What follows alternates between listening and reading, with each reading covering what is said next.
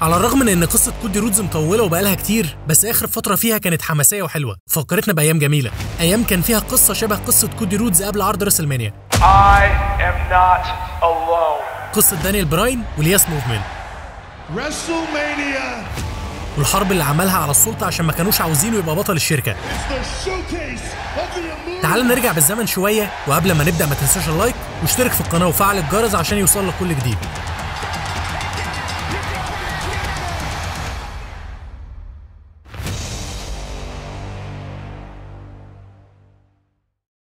في اواخر 2011 دانيال براين صرف شنطه ماني ان ذا بانك اللي كسبها في 2011 برضه على بيج شو في عرض TLC عشان يكون بطل العالم الجديد ويحصل على اول لقب بطوله عالم ليه في مسيرته. من بعد الفوز ده دانيال براين اتحول لشخصيه الهيل او الشرير، وفضل بالبطوله لحد عرض راسلمانيا 28 لما لعب الفائز بمباراه الرويال رامبل عام 2012 اللي كان وقتها شيمس، وخسر قصاده البطوله في 18 ثانيه بس، مع انه بطل عالم. عارف يعني ايه بطوله عالم؟ بطوله ما ياخدهاش غير حد جامد ولعبه جامد، والمفروض انه بطل عالم يعني المباراه بتاعته تكون على الاقل في نص العرض او في اخره مش في اول العرض. ولكن اللي حصل مع دانيال براين انه خسر في 18 ثانيه بس في اول العرض. بعد كده دانيال براين نزل من الدفعه اللي اخدها دي ورجع تاني مصارع من الفئه المتوسطه، طبعا بعد لما لعب على البطوله تاني وخسر، ولعب ضد سيم بانك على بطوله الاتحاد وخسر برضه، وفضل يخسر لحد لما نزل للفئه المتوسطه زي ما قلت لك. والاتحاد حطه في سيناريوهات عبيطه لحد لما دخل في السيناريو مع كين، عداوه صغيره في الاول وبعد كده اتقلبت بتحالف بينهم هما الاثنين وبقوا فريق سوا. خلال العداوه دي الاثنين كان عندهم مشكله نفسيه بتتلخص في انهم عصبيين زياده عن اللزوم. العداوه بينهم كانت كوميديه وكانت فتره لذيذه ولفتت انتباه الجمهور جدا، ولكن دانيال براين برضه ما زال بعيد عن الاحداث الرئيسيه لحد سنه 2013.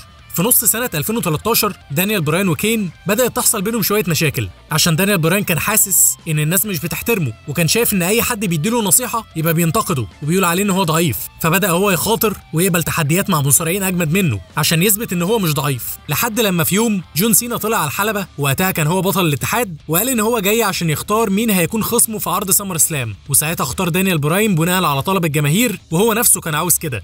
في عرض الرو اللي بعد العرض ده دانيال براين لاعب 3 مصارعين في 3 مباريات في نفس العرض، لان مدير عرض الرو خد اوامر من فينس مكمان انه لازم يحط دانيال براين في ضغط عشان يثبت ان هو جدير بالدفعه اللي اخدها دي. دانيال براين هزم جاك سواجر وبعد كده هزم سيزارو، وبعدين في مباراته مع رايباك كسب عن طريق الاقصاء لما رايباك كسر الترابيزه عليه، لكن جون سينا طلع انقذه.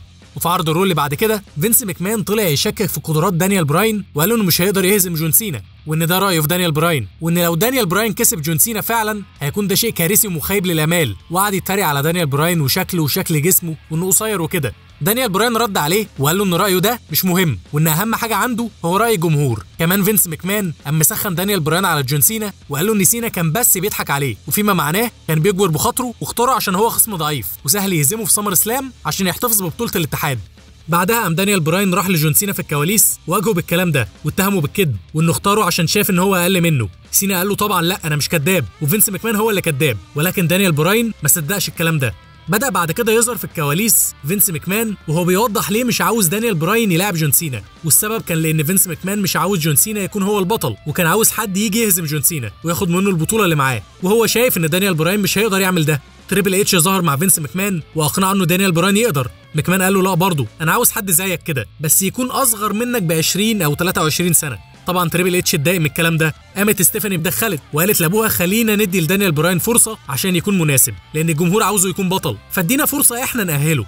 فقعدوا يعلموا دانيال براين ويدوا له تدريبات وجابوا له لبس فورمال عشان يعجب فينس مكمان ويوافق عليه. ولما ظهر قدام فينس مكمان بالمظهر ده فينس مكمان عجبه جدا التغيير اللي حصل عليه، ولكن قال له انت ناقصك حاجه واحده بس، دقنك شكلها وحشه جدا وريحتها وحشه، فلو عاوز تكون بطل اتحاد فعلا لازم تحلق دقنك كلها حالا. وفعلا دانيال براين وافق وقعد على كرسي الحلاقه، ولكن كان متردد، وفينس مكمان طلب من ويد باريت ان هو يجي عشان يحلق له دقنه، ولكن دانيال براين كان حاسس ان هو هيتغدر بيه، قام ضارب ويد باريت ومسك مكنه الحلاقه وحلق له دقنه وسابهم وخرج، وقال لفينس مكمان انت عاوزني اتغير عشان اكون بطل؟ طب انا هفضل زي ما انا وبرضه هبقى بطل. بعدها ستيفاني مكمان راحت تعيط لتريبل اتش وقالت له ان ابوها كان متضايق جدا وكان محرج من اللي حصل من دانيال براين بسببها. تريبل اتش قال لها ابوك اتجنن اصلا وخرف ودماغه صغيره، وانا زهقت ومش هبوظ كل حاجه عشان خاطره، وانا اللي هوقف المهزله اللي بتحصل دي. وفي العرض اللي بعده دانيال براين اتحط في مباراه مع ويد باريت، وفينس مكمان خلى براد مادوكس مدير عرض الرو يكون حكم في المباراه دي، وبرغم من ده دانيال براين برضه هو اللي كسب. بعد الماتش براد اعتذر لفينس مكمان وقال له ان هو عاوز يديله فرصه تانية، والفرصه دي هتكون من خلال ان هو يخليه الحكم الخاص في المباراه اللي هتكون بين دانيال براين وجون سينا في عرض سامر سلام. وفينس مكمان وافق على الكلام ده، لكن تريبل اتش دخل وقاطعهم وقال لهم انتوا فعلا معاكم حق، والمباراه دي لازم يكون فيها حكم خاص عشان تكون مباراه نظيفه، ولكن الحكم ده مش هيكون براد مادوكس، الحكم في المباراه دي هيكون انا. وراح تريبل اتش ضرب براد مادوكس واعلن ان هو هيكون الحكم الخاص. قبل سامر سلام باسبوع العداوه ولعت بين دانيال براين وجون سينا، والاثنين اظهروا عدم احترامهم لبعض، وسينا قال لدانيال براين ان هو مش هيحترمه غير لما يثبت ده فعلا لما يهزمه في عرض سامر سلام. وبراين قال له ان هو اتعلم في تحدي اليابان ان قبل المباراه عشان تحمس خصمك وتطلعه مباراه جامده لازم تديله على وشه عشان تظهر له ان هو خصم جامد. براين قال له انا نفسي بقى اعمل فيك كده بس انت مش مصارع جامد. راح سينا اتعصب جدا وقام ضارب دانيال براين بالقلم واستفزه عشان يضربه، ودانيال براين قال له لا انت ما تستاهلش. راح تريبل اتش دخل ووقف المعركه اللي كانت هتحصل بينهم، وفي نفس الوقت قام راندي اورتن داخل ووقف عند المسرح بتاع العرض ورفع الشنطه اللي كانت معاه في تلميح منه ان هو هيصرفها على الكسبان في عرض سامر سلام. وفي عرض سامر سلام بعد مباراه نزيهه وجامده جدا دانيال براين هزم جون سينا وبقى بطل الدبليو دبليو اي للمره الاولى في مسيرته. واثناء لما كان بيحتفل دخل راندي اورتن وكان عاوز يصرف الشنطه، بس شاف ان دانيال براين قادر يعافر، قام راجع تاني. قام تريبل اتش مسك دانيال براين وعمل له فينش بيدجري، وراح راندي اورتن رجع تاني للحلبه وادى الشنطه لتريبل اتش وخلاه يعد على دانيال براين، وبالشكل ده اخد منه البطوله في نفس العرض بعد دقايق قليله جدا من فوز دانيال براين. وتريبل اتش هو اللي ساعد راندي اورتن عشان يكون بطل الاتحاد الجديد. وفي عرض الرول اللي بعد كده جون سينا اظهر احترامه لدانيال براين بعد المباراه بتاعتهم. وفي نفس العرض ستيفاني مكمان طلعت تبرر ايه السبب اللي حصل في عرض سامر سلام لما تريبل اتش غدر بدانيال براين، وقالت ان تريبل اتش عمل كده لان ده الافضل للشركه، ولكن دانيال براين هاجمها بالكلام وقال لها انتوا كده ظلمتوني ولو عاوزين تطردوني اطردوني، ولكن انا ما عملتش حاجه عشان تعملوا اللي انتوا عملتوه ده. قالت له بالعكس انت موهوب جدا ولكن توقعاتك عاليه، مش اي حد ينفع يكون وجه الشركه او بطل الدبليو دبليو اي. انت ايوه الناس بتحبك وليك مكان هنا، وانت مش في التصنيف الاول، انت من التصنيف الثاني او من الفئه الثانيه المتوسطه، ولكن حد كويس مش وحش. بعد كده لما لقيت ان دانيال براين صمم ان هم ظالمينه وانهم عصابه مش سلطه، راحت ستيفاني مكمان قلبت عليه وطلبت من الامن ان هم يخرجوه، بس دانيال براين خرج لوحده من غيرهم. وفي نفس العرض اثناء لما راندي اورتن وفريق السلطه طلعوا يحتفلوا دانيال براين دخل تاني، ولكن فريق ذا شيلد هجموا عليه وضربوه، وهو قاومهم شويه وحاول يقرب على الحلبه، بس رومان رينز جه على اخر لحظه وقام عامل له سبير وكملوا ضرب عليه. وبعد كده تريبل اتش قال لهم يسيبوه ويخلوه يطلع على الحلبه، واول لما دانيال براين طلع على الحلبه راح راندي اورتن رزعه واحده ار كي او. في عرض سماك داون اللي بعد كده راندي اورتن طلع واتكلم وقال انه ما كانش يعرف ان تريبل اتش هيضرب دانيال براين عشان يخليه يصرف الشنطه بسهوله، ولكن هو مقدر دعمه ومساعدته. وفي نفس العرض دانيال براين طلع اتحدى راندي اورتن في مباراه اعاده في عرض نايت اوف تشامبيونز. طول الفتره دي دانيال براين شاف ان هو اتظلم لان الاتحاد فضل راندي اورتن عليه لان مظهره احسن منه، ولكن دانيال براين شايف ان هو افضل منه في الاداء وفي مجال المصارعه عموما على الحلبه. وطول العداوه قبل المباراه راندي اورتن هاجم دانيال براين كتير جدا بمساعده ذا شيلد، وتريبل اتش حذر كل المصارعين من ان اي حد يتدخل يساعد دانيال براين، لان لو ده حصل اللي هيساعده هيطرد. ودانيال براين كان بيقول لراندي اورتن ان لولا مساعده تريبل اتش هو ما كانش هيعرف ياخد البطوله دي. ومش عاوزك تتفاجئ بس في عرض نايت اوف تشامبيونز دانيال براين هزم راندي اورتن واخد منه بطوله الاتحاد. ومش عاوزك تتفاجئ برضو في عرض الرول اللي بعد العرض ده تريبل اتش سحب البطوله من دانيال براين، والسبب هو ان تريبل اتش اتهم دانيال براين انه متفق مع الحكم بتاع المباراه عشان يعد بسرعه فيهزم راندي اورتن وياخد منه البطوله. وطبعا دانيال براين ما عملش كده، ولكن دي كانت حجه من تريبل اتش عشان يسحب البطوله من دانيال براين وخلاص. وفي العرض نفسه تريبل اتش جاب سيره شون مايكلز وقال لدانيال براين انت خذلت شون مايكلز، وده لان شون مايكلز هو المدرب بتاع دانيال براين، والكلمه دي كانت سبب لتدخل شون مايكلز في العداوه عشان يدافع عن دانيال براين وبعدين يكون الحكم الخاص في المباراه بتاعته مع راندي اورتن في عرض هيل ان سيل. ولكن للاسف شون مايكلز قلب عليه، والسبب كان ان دانيال براين ضرب تريبل اتش لما دخل جوه القفص، وطبعا شون مايكلز صديق تريبل اتش فما حبش ان حد يضربه، قام ضارب دانيال براين وراندي اورتن استغل الفرصه وراح عدى على دانيال براين وكسب الماتش.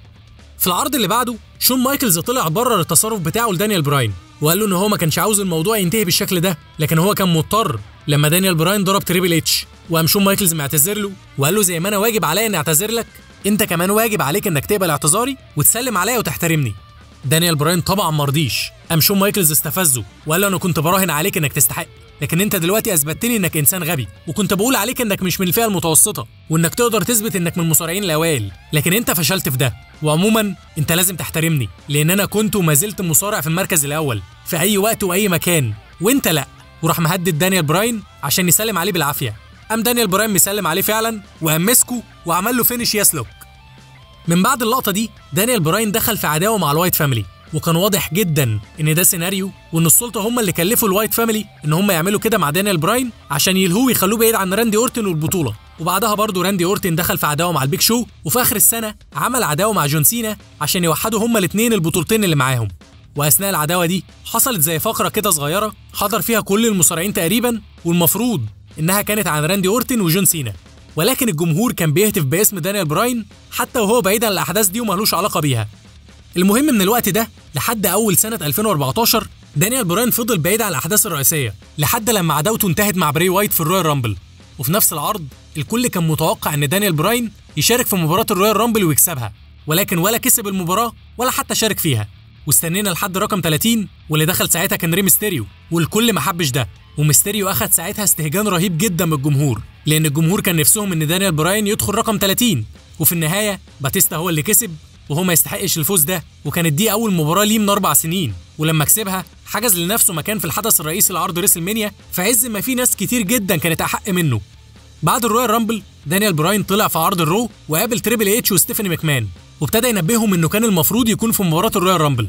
والجمهور كان محبط جدا ان هو مش موجود لانهم منعوه من ده وحطوه في عداوه مع بري وايت.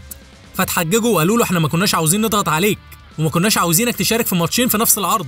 قال لهم يا سلام، كم مره تحطوني قصاد ذا شيلد في مباراه غير متكافئه، وكم مره تحطوني قصاد الوايت فاميلي كلهم، وكم مره تخلوني اطلع هنا في عرض الرو والعب كذا مباراه ورا بعض.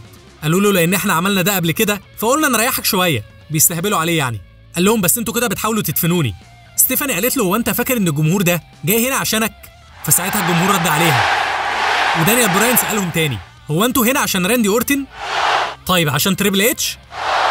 وراح قايل لتريبل اتش وستيفاني ماكمان اسمعوا للناس دي كلها. وبدا الجمهور ساعتها يهتف باسم دانيال براين وقال لهم ان هو عاوز يكون في عرض اليمينيشن شامبر في مباراه الاليمينيشن شامبر اللي هتكون على البطوله، وقال لهم ان الجمهور كمان عاوزه يشارك. وجه وقت ماتش الاليمينيشن شامبر، ومع ان دانيال براين قعد فتره طويله وقدم اداء حلو لكن برضه ما كسبش.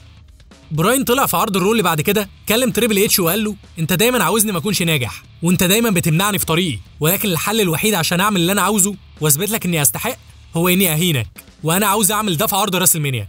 تريبل اتش قال له لا طبعا مش هيحصل لان راسل مانيا عرض الاساطير وانت مش اسطوره ولا هتكون اسطوره، واطلع بره الحلبه بتاعتي. دانيال قال له لا الحلبه مش بتاعتك. اتش قال له خليني اوضح لك حاجه، الحلبه دي واللي عليها بكل الجمهور اللي في القاعه كل ده يخصنا وبتاعنا، يلا بقى اطلع بره. محتاجين يا جماعه نعمل فيديو نتكلم فيه بس عن السلطه وشخصيه تريبل اتش الهيل في الوقت ده عشان كانت فعلا حاجه عظمه ومحتاجين نفتكرها كلنا.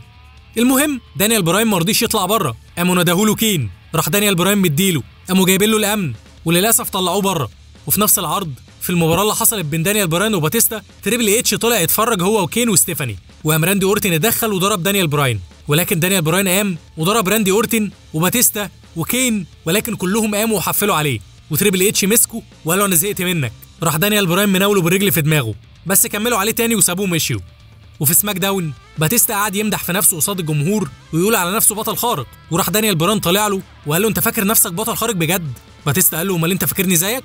انت اخرك تيجي عرض راسل مانيا كمعجب تقطع تذكره وتقعد تتفرج عليا وانا بكسب بطوله العالم. براين قال له صح، بس انت ناسي انا عملت ايه الاسبوع اللي فات لما اورتن طلع يغفلني، انا بهدلته، ونفس الكلام كين، ونفس الكلام تريبل اتش، وقبل ما اعمل كل ده انا كنت ببهدلك انت اصلا، كل ده وانا مجرد معجب زي الناس دي. متخيل لو انا بقى مكانك كنت هتكسف قوي من ان واحد معجب عمل فيا كده. قام باتيستا متعصب وراح يضرب دانيال براين، ولكن براين قدر عليه. قام كين ظهر وحفل على براين هو وباتيستا، ولكن بيج شو طلع انقذه ولعبوا مباراه في سماك داون وكسبوهم.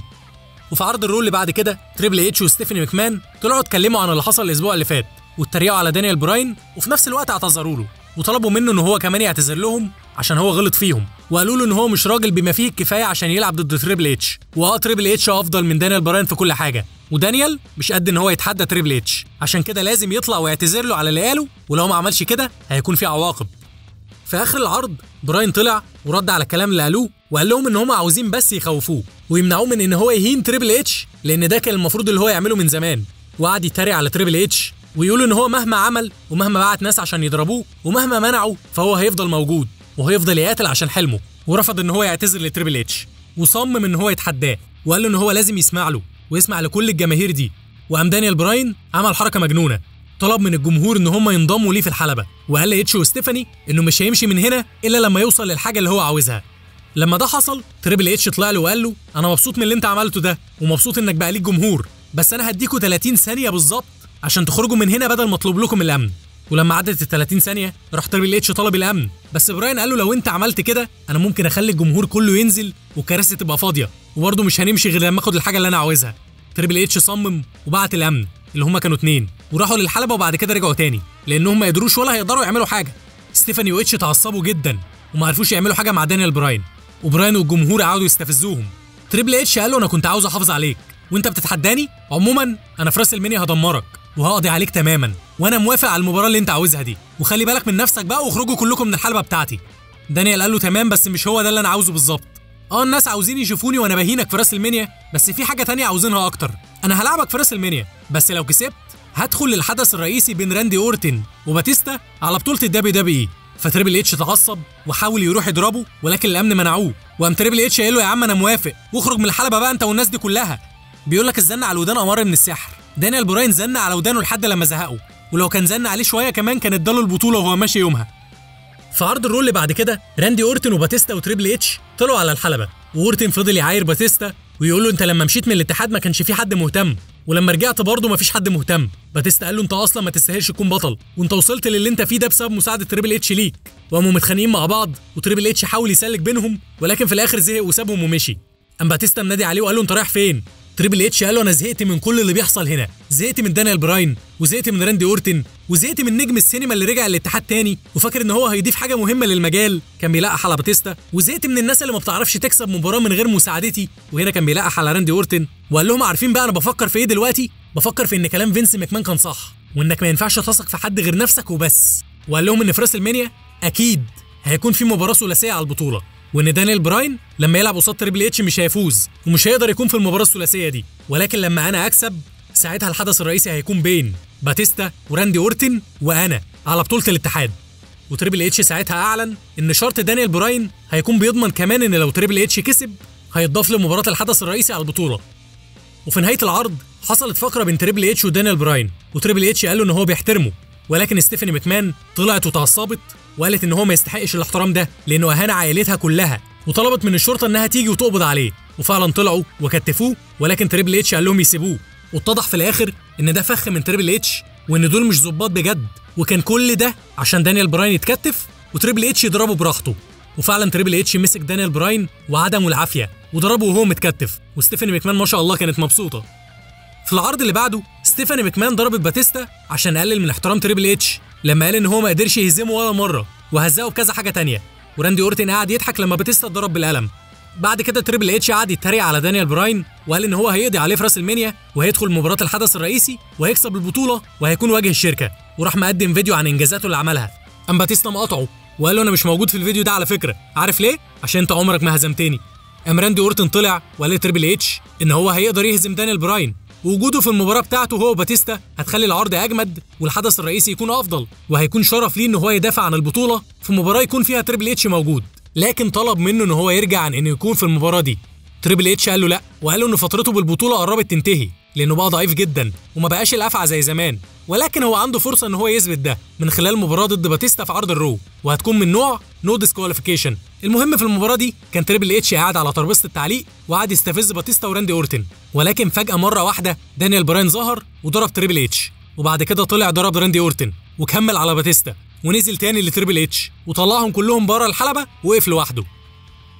في عرض راس المنيا 30 كانت المباراه الافتتاحيه بين تريبل اتش ودانيال براين. عاوز اقول لك ان الاثنين قدموا مباراه عظيمه جدا جدا. دخول تريبل اتش لوحده كان حاجه اسطوريه ومميزه، واداء الاثنين على الحلبه كان حاجه فوق الممتازه.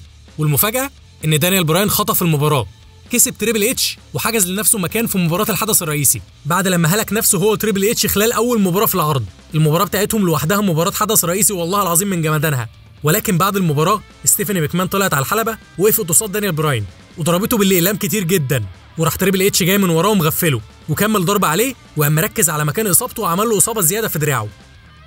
وفي مباراة الحدث الرئيسي دانيال براين شارك فعلا بالرغم من الإصابة اللي عنده، وباتيستا وراندي أورتن حاولوا يحفلوا عليه لما لقوا إن هو هيكون مصدر إزعاج وهيفرهدهم هما الاتنين، فبدل ما يضربوا بعض يخلصوا عليه الأول خالص وبعد كده يلعبوا سوا، وفعلا اتفقوا عليه هما الاتنين وقرروا إن هما يعجزوه تماما.